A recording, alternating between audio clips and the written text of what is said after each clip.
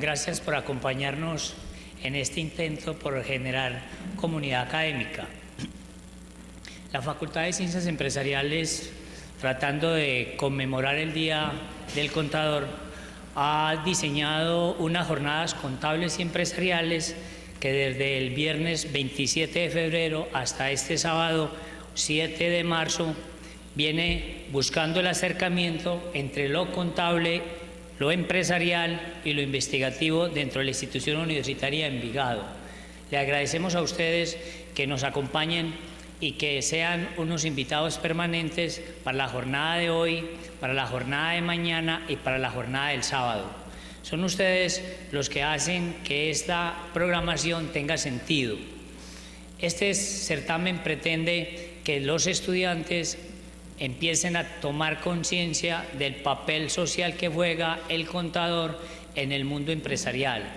Invitar a un personaje como el que hoy nos acompaña, el doctor Jack Araujo Ensuncho, tiene el sentido de tener una persona que ha hecho mucho desde la profesión para visibilizarla y para que podamos tener un espacio en la historia nacional de que el oficio de cada uno de nosotros tiene una trascendencia en construir país, en construir región y en construir ciudad. Me parece interesante que los estudiantes que hoy nos acompañan empiezan a ganar conciencia de que estar sentado ahí tiene una responsabilidad, y esa responsabilidad es ser estudiosos, conocer la historia, y conocer la historia no para solamente recitarla, sino para asumir compromisos de vida.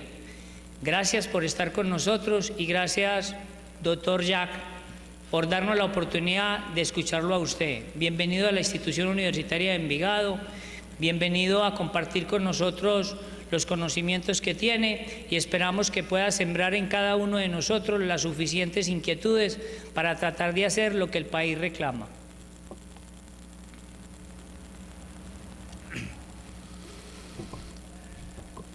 Gracias, Rogelio, y por esta invitación que me has formulado para tener esta ocasión grata de estar al frente de un grupo tan simpático, tan joven, tan lleno de ilusiones y de fantasías como es este al que hoy me voy a dirigir.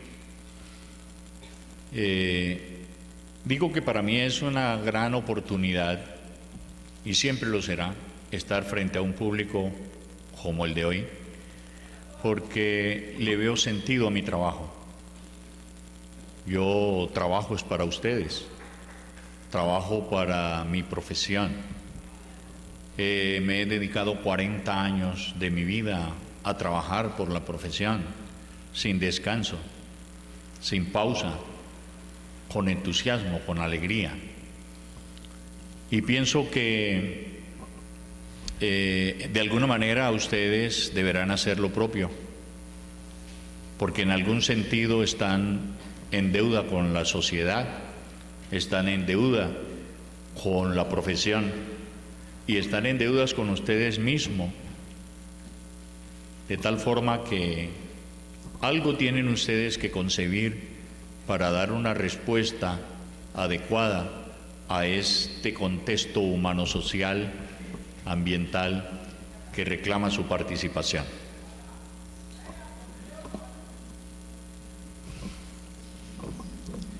Quiero dedicar esta conferencia que he titulado ¿Por qué el 1 de marzo es el Día del Contador Público Colombiano? Quiero dedicarla a aquellos colegas que ya no están con nosotros, pero que estuvieron y que dieron todo de sí para lograr una profesión como la que tenemos hoy, más digna, más grande y de un estrato social mucho más amplio, mucho mejor.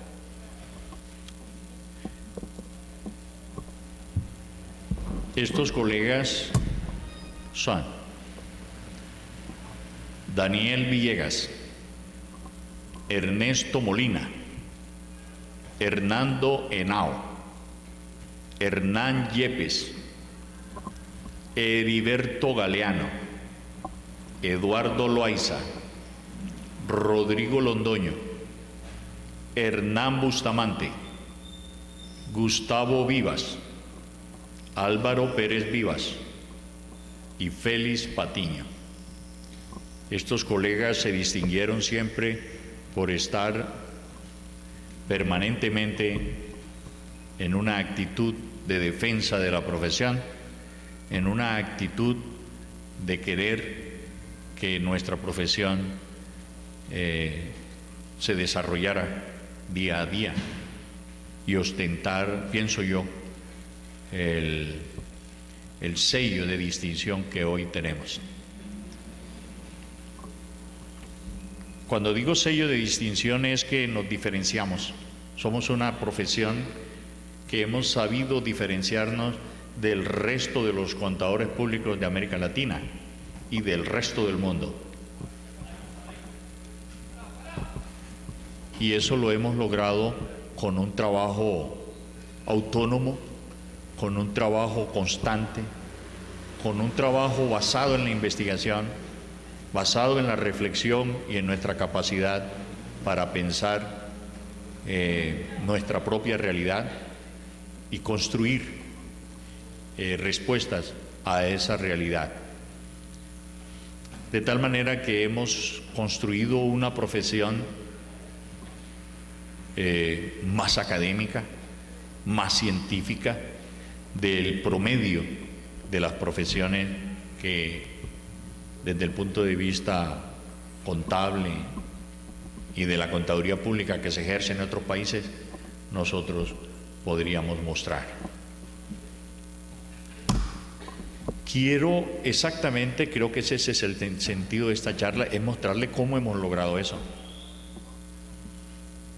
Y eso es hablar de la historia, es hablar de los hechos, es hablar de los acontecimientos, de aquellas cosas que ya están ahí. Como diría mi mamá, lo hecho, hecho está. De pronto me quede muy poco tiempo para hablar del devenir. Estamos en una coyuntura bien interesante, pero el tiempo no me va a permitir poder desarrollarme en esa otra fase. A lo mejor esto pertenece a otra conferencia.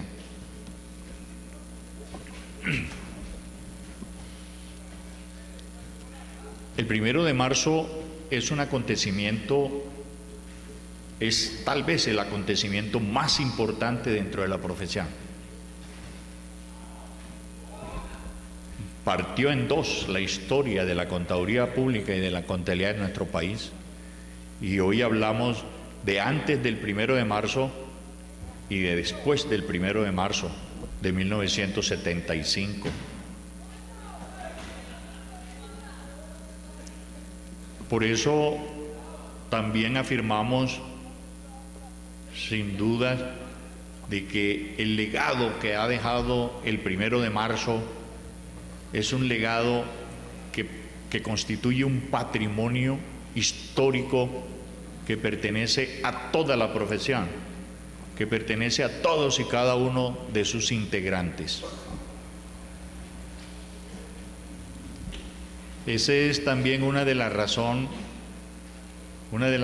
por las cuales hay que socializar esa memoria histórica.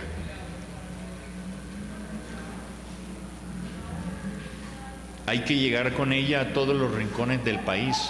Hay que llegar hasta la mente más aislada de un contador público en cualquier parte del país. Porque tenemos que conocer nuestra propia historia. Si nosotros no conocemos la historia, entonces vamos a tener dificultades para crear visión de futuro.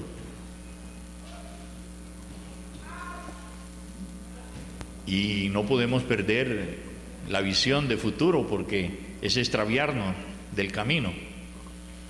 Y eso entraña muchos riesgos. Mientras que si tenemos una visión clara y un camino despejado, podemos avanzar más rápidamente. Esos son algunos de los aspectos que le dan sentido a conocer la historia.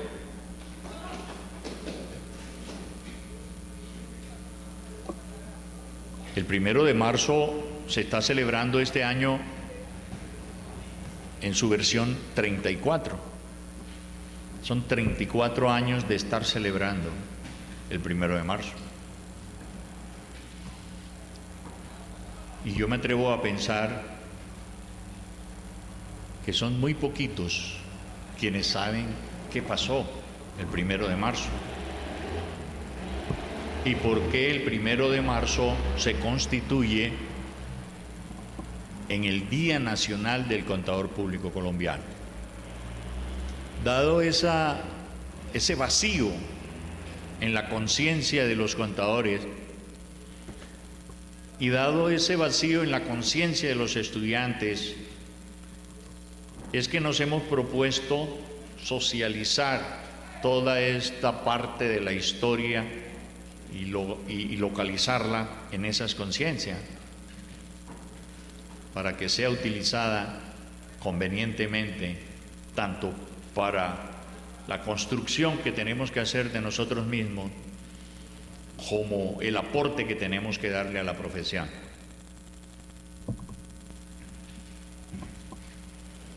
Antes del 1 de marzo de 1975 ya habían ocurrido una cantidad de cosas.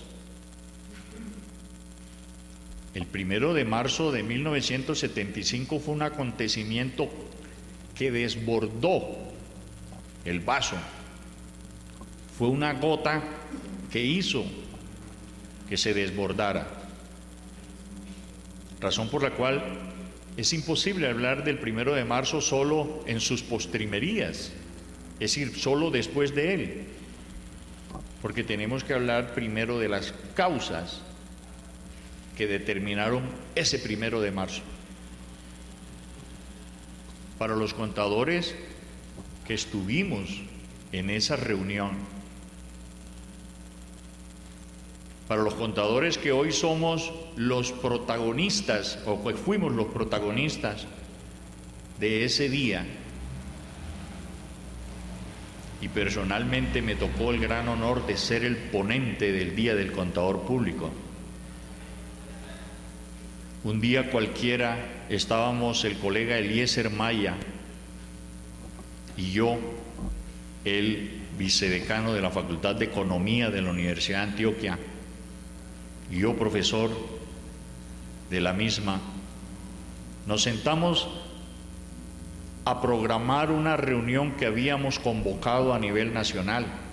Nosotros éramos los máximos dirigentes y responsables de esa organización. Y nos preguntamos qué le proponemos, qué agenda tenemos que proponerle a los colegas que van a estar reunidos el 1 de marzo. Entre él y yo redactamos un documento que sin lugar a duda ha sido el documento más importante que se haya redactado en la contaduría pública en este país. Y redactamos de nuestro puño y letra el programa mínimo de los contadores públicos. Entre los dos concebimos punto por punto, y ese programa mínimo, que repito, me tocó luego sustentar ya en la plenaria, en la discusión,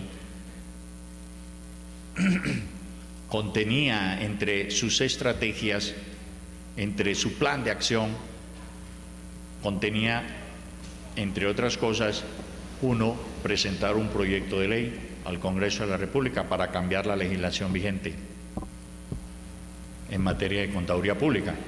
Dos, hacer una agitación a nivel nacional en las universidades, entre los estudiantes, profesores y en los gremios, con el fin de crear una nueva conciencia y una necesidad de que el gremio se movilizara para crear un frente unido que permitiera generar fuerza suficiente para enfrentar a los enemigos de la profesión. 3, hacer movilizaciones callejeras y hacer paros nacionales en las distintas universidades y en los gremios. Hubo un día en que paramos todos los contadores públicos en el país, se dio la orden y no trabajaron. Bien interesante, ¿verdad? Eso buscaba generar una opinión, impactar en la opinión nacional, en la opinión pública, y que esa opinión pública se fijara en nosotros y supiera que teníamos un problema grave que resolver y de alguna manera se solidarizaran con nosotros. Y otra estrategia o otro punto en la acción era aprobar un día nacional del contador público que nos permitiera reunirnos como estamos reunidos hoy en todas las regiones del país al mismo tiempo, reflexionando alrededor de la profesión, crear unos espacios de reflexión que nos permitieran mantener viva esa idea y ese entusiasmo y ese fervor nacionalista en defensa de la profesión. Generar esos espacios era un itinerario utópico, si se quisiera decir. Hoy es una realidad. Hoy el 1 de marzo se ha constituido en el evento más importante a nivel nacional porque moviliza más de 40.000 personas en esta semana. No hay ningún evento nacional que movilice tanta gente, que convoque tanto como el Día del Contador Público. Ni los congresos nacionales que eran, aún siguen siendo muy representativos de la profesión, jamás han convocado más de 1.000 personas, cada 2, cada 3 años, y esto es todos los años, 40.000 personas en los distintos escenarios del país. Es un evento realmente interesante e importante, concebido hace 34 años.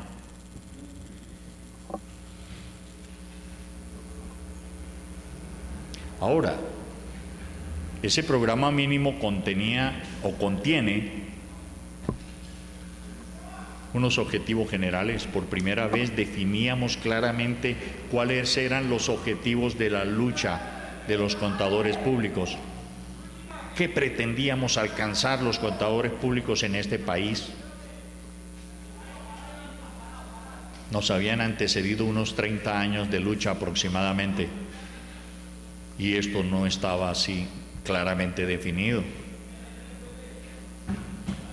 Y definimos unos objetivos específicos y unas estrategias. Entre las estrategias concebimos la unidad de los contadores públicos.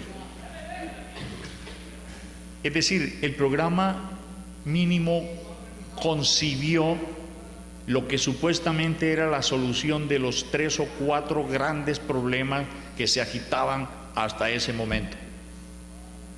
¿Cuáles eran esos grandes problemas que el gremio y la profesión agitaba y clamaba por su solución? Primero, se había creado en el país un gran monopolio. Primero, se había creado en el país el ejercicio de la auditoría externa en contra de la revisoría fiscal. En el mundo hay 2 maneras de ejercer contaduría pública. Si se quiere, hay 2 profesiones de contador público. El contador público colombiano sabe una cosa y el contador público norteamericano sabe otra cosa, totalmente diferente, y ejerce de manera totalmente distinta. Es como si fuéramos 2 profesionales distintos. Y los contadores públicos de Inglaterra ejercen diferente a los de Francia. Tienen concepciones distintas porque en el mundo hay 2 maneras de concebir y practicar el ejercicio de la contaduría pública. Y eso se debe a que hay 2 sistemas económicos diferentes. El capitalismo no es un solo sistema en el mundo. Hay dos grandes enfoques distintos de capitalismo. Uno que concibe que el Estado intervenga y practique y ejerza economía y controle la economía privada. Y hay otra concepción en el mundo que dice que el Estado no puede intervenir en la economía privada y que la economía privada tiene que autorregularse sin control del Estado.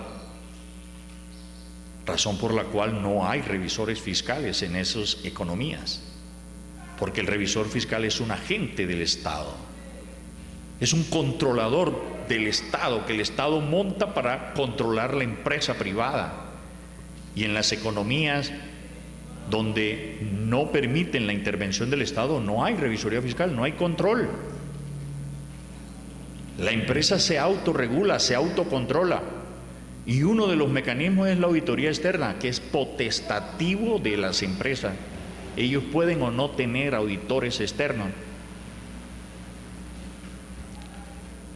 Aclarado esto,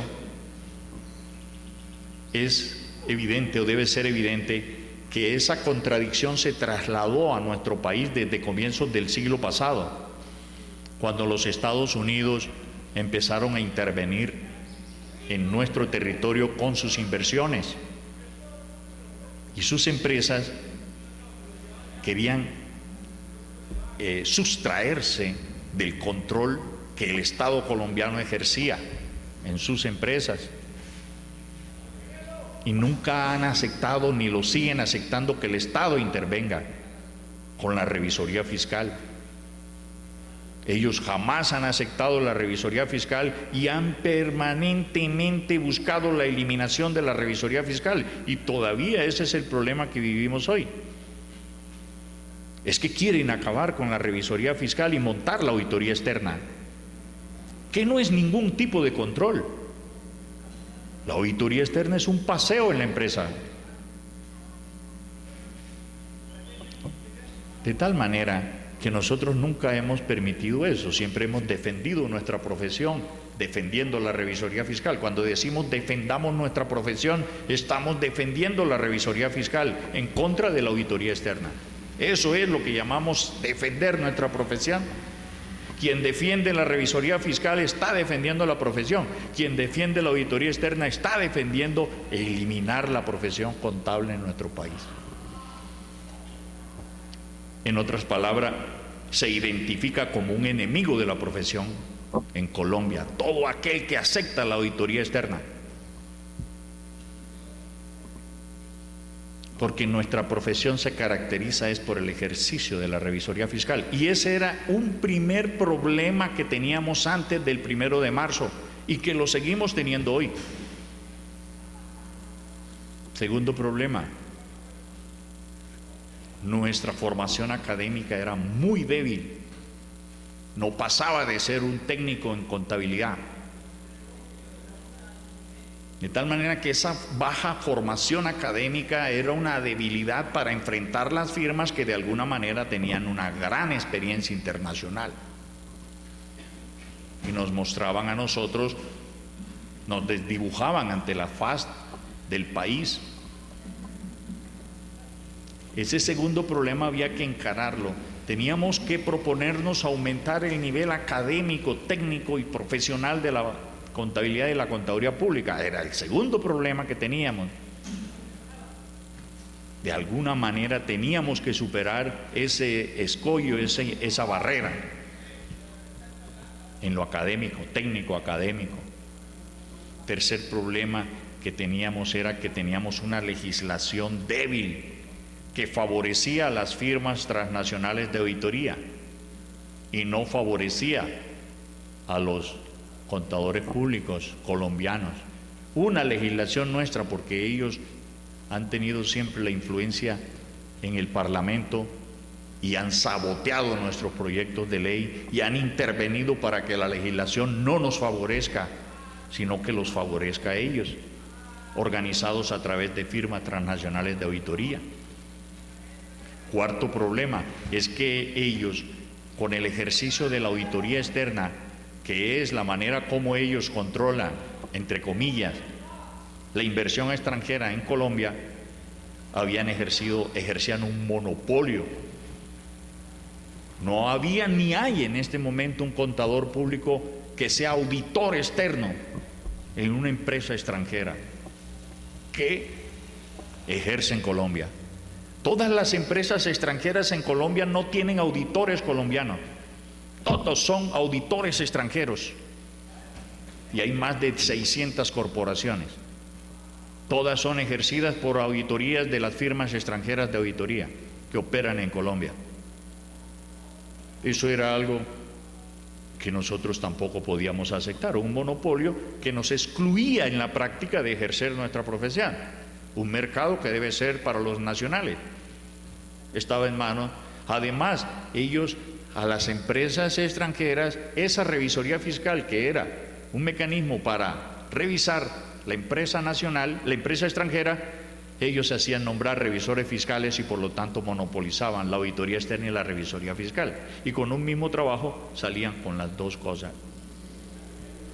Eso generaba una posición antiética e inmoral, porque no se puede ser auditor y revisor fiscal en la misma empresa, y eso lo dice el Código de Comercio.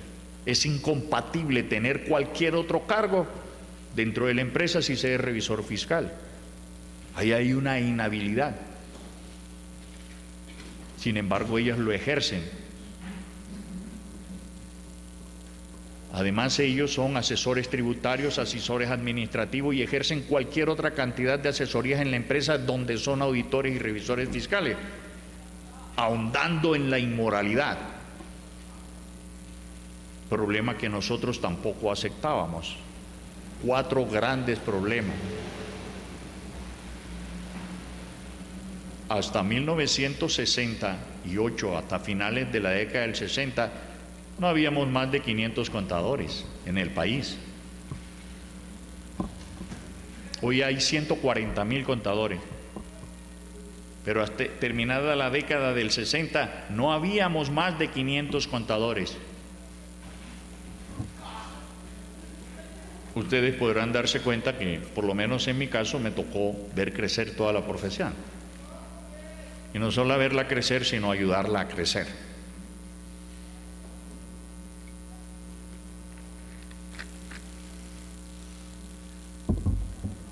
Pues bien,